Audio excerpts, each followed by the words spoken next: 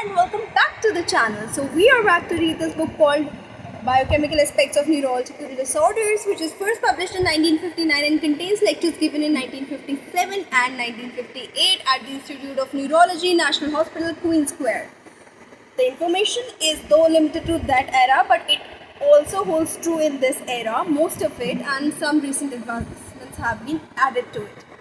So today we are beginning with a new chapter from this book called Clinical Aspects of Anoxic and Hypoglycemic States.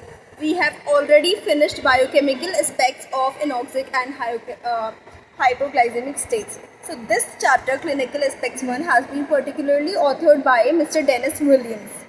So let's begin.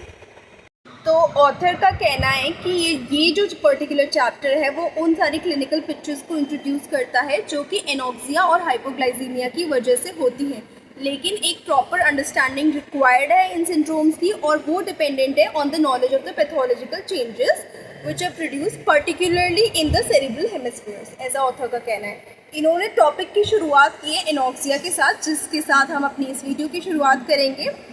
तो author कहते हैं कि जो pathological changes nervous system में देखे जाते हैं after death from acute anoxia during anaesthesia particularly evident होते हैं in the cortex of the cerebrum, cerebellum, corpus striatum, pallidum, thalamus. साथ साथ ऑथर कहते हैं कि ये भी याद रखना चाहिए कि बहुत सारे ऐसे modes of onset and degrees of anoxia हैं और ऐसे डिस्टर्बेंसेस हैं फिजियोलॉजी के जो कॉज कर सकते हैं इन चेंजेस को या एनॉक्सिया को। तो clinical and pathological effects of the surrounding circumstances भी कंसिडर करने चाहिए, as well as the effects of anoxia as such भी कंसिडर करना चाहिए। ये रिमार्केबल माना ऑथर ने कि कितना similar ultimate effects of different mechanisms upon the neuron हो सकते हैं। Failure of oxidation within the cell होगी क्योंकि रिडक्शन इन ब्लड सप्लाई हो सकती है, रिडक्शन इन ऑक्सीजन सप्लाई हो सकती है, failure of oxygen utilisation through related chemical changes such as alkalaemia हो सकता है, और and through deprivation of glucose हो सकता है। तो किसी भी वजह से जब ब्रेन को ऑक्सीजन यूज़ नहीं हो पा रहा है तो एनॉक्सिया की सिचुएशन डेवलप होगी ही होगी। सिवियरिटी जो है इस डिज़ास्टर इफ़ेक्ट की सेरिब्रल एनॉक्सिया के, वो रिलेट की जाती है पहले तो intensity of the deprivation of oxygen, कितना कम है उसकी इंटेंसिटी क्या है। दूसरा रिलेट की जाती है स्पीड ऑफ इट्स ऑनसेट, कितनी जल्दी ये ऑक्सीजन डेप्रिवेशन हुआ है। तीसरा टू इट्स ड्यूरेशन, कितने देर तक ऑक्सीजन डेप्रिवेशन या ऑक्सीजन की कमी रही है। ये जो तीन वेरिएबल्स ऑथर ने बताए, इनके जो इफ़ेक्ट्स हैं वो बेस्ट एग्जाम्प्लीफाइड हो सकते हैं या एग्जाम्पल दिए जा सकते हैं इन दी कॉन्ट्रास्ट में between the clinical effects of the immediate disaster of asystole यानी हार्ट बीट कम्प्लीटली सीज हो जाती है। दूसरा है of the slower anoxia which में अकर ड्यूरिंग मेजर ऑपरेशंस, और तीसरा है the more chronic changes caused by electrolyte disturbance और deprivation of cerebral blood flow through arteriosclerosis. तो ये इन तीनों में जो आप इन जो पीछे तीन वेरिएबल्स डिस्क्राइब किए गए उनके चेंजेस क्या इफेक्ट लाते हैं ये देख सकते हैं। ऑथर ने ये भी बताया कि जो चेंजेस आएंगे एनॉक्सिया में वो ऑल्सो रिलेटेड होते हैं एज ऑफ द सब्जेक्ट में। Younger the subject the other things being equal the better can be he withstand the effects of anoxia.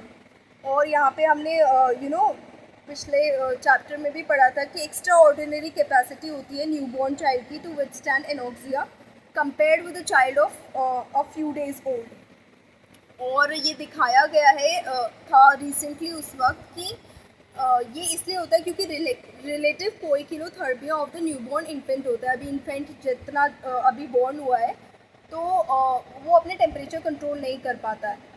X uterus से बाहर आने के बाद rapid fall in the temperature होता है, speed and degree depending on the temperature of the environment. इसीलिए यदि अगर डिफ़िकल्टी एक्सपीरियंस होती है इन स्टार्टिंग रेस्पिरेशन तो ऐसा उस वक्त वाइज एडवाइस माना जाता था कि इन्फेंट को नेकेड रखें और कोल्ड रखें until breathing becomes well established, क्योंकि natural tendency to posit it being more harmful.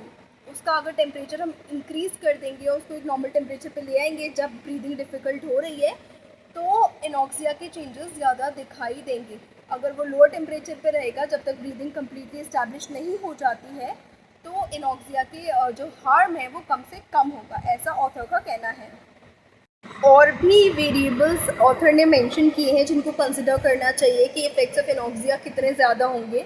उसमें से एक है general physical state of the patient, जो एक फैक्टर है वो बहुत इम्पॉर्टेंट है जब किसी को एनेस्थीसिया दिया जाता है या इन दी एज्ड में कोई ऐसा ऑपरेशन किया जाता है या फिज़िकल स्टेट एज्ड में बेकार होती है, तो डेफिनेटली कोई भी बीमारी होगी या कोई भी सर्कमस्टांस एनॉक्सिया जैसा होगा, उसके इफ़ेक्ट्स जो है और ज़्यादा डिज़ास्ट्रस ही होंगे। साथ साथ एनवायरमेंटल सर्कमस्टांसेस, जिन सर्कमस्टांसेस में एनॉक्सिया अकर हो रहा है वो भी डिटरमाइन करेंगे कि कितने डिज़ास्ट्रस इफेक्ट वो छोड़ती जाएगा। Presence of associated disease such as alkalosis, जिस केस में जो ऑक्सीजन डिसोसिएशन कर्व है वो लेफ्ट को शिफ्ट हो जाता है, और किडनी डिजीज़ में भी ये देखा गया एनॉक्सिया के इफ़ेक्ट्स और ज़्यादा डिज़ास्ट्रस होंगे ही होंगे। उस वक्त भी ऑथर ने ये वार्निंग दी थी कि सेरिब्रल एनॉक्सिया को एक एकेडमिक रैरिटी ही नहीं समझना चाहिए, क्योंकि उस वक्त भी उस कंट्री में, जिस कंट्री के ऑथर हैं उस कंट्री में 500 डेथ्स ईच ईयर होती थी। यानी जिस कंट्री में ऑथर पढ़ा रहे थे, obviously UK, 500 deaths each year होती थी फ्रॉम एक्सीडेंटल और intentional carbon monoxide poisoning. Circulatory failure जो कि एक्सट्रीमली कॉमन हो जाता है एल्डरली में, एंड उसके रिजल्टिंग इफेक्ट्स ऑफ एनॉक्सिया जो है और भी ज़्यादा प्रोफाउंड हो जाते हैं।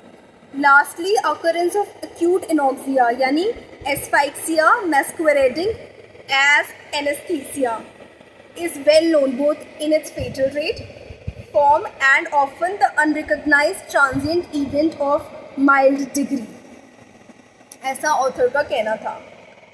बेडफोर्ड ने 4 रीजंस दिए थे उस चीज़ के कि why the brain particularly in old age is so sensitive as an indicator of the effects of anoxia. क्यों ओल्ड एज में ब्रेन इतना सेंसिटिव होता है एनॉक्सिया के प्रति?